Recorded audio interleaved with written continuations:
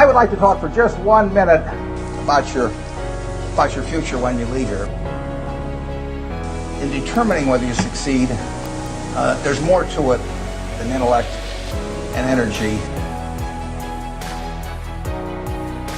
And I really like to talk about that first one because we know you've got the second too. And think for a moment that I granted you the right to buy 10% of one of your classmates for the rest of his or her lifetime. And I gave you an hour to think about it. Which one are you going to pick among all your classmates as to the one you want to own 10% of for the rest of their lifetime? And I would say that if you thought about it for an hour, decided who you're going to place that bet on, you'd probably pick the one who you responded the best to, because the one that was going to have the leadership qualities, the one that was going to be able to get other people to carry out their interests. And that would be the person who was generous and honest and gave credit to other people, even for their own ideas, all kinds of qualities like that. And you could write down those qualities that you admire in this other person, whoever you admire most in the class. And then I would throw in a hooker. I would say as part of owning 10% of this person, you had to agree to go short 10% of somebody else in the class.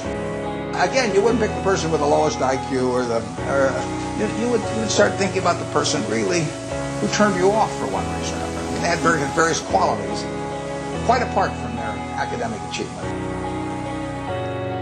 But it's the person who's egotistical, the person who's greedy, the person who's slightly dishonest, cuts corners, all of these qualities. And you can write those down on the right-hand side of the page. As you looked at those qualities on the left and right-hand side, there's one interesting thing about them. It's not the ability to throw a football 60 yards.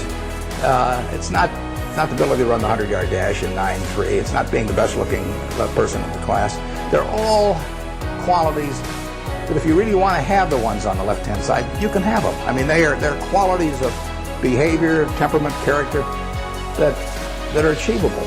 And if you look at the qualities on the right-hand side, the ones that you find turn you off in other people, there's not a quality there that you have to have. If you have it, you can get rid of it. Ben Graham in his low teens looked around and he looked at the people he admired and he said, I want to be admired, so why don't I just behave like them? And he found there was nothing impossible about behaving like them. They say the chains of habit are too light to be felt until they're too heavy to be broken.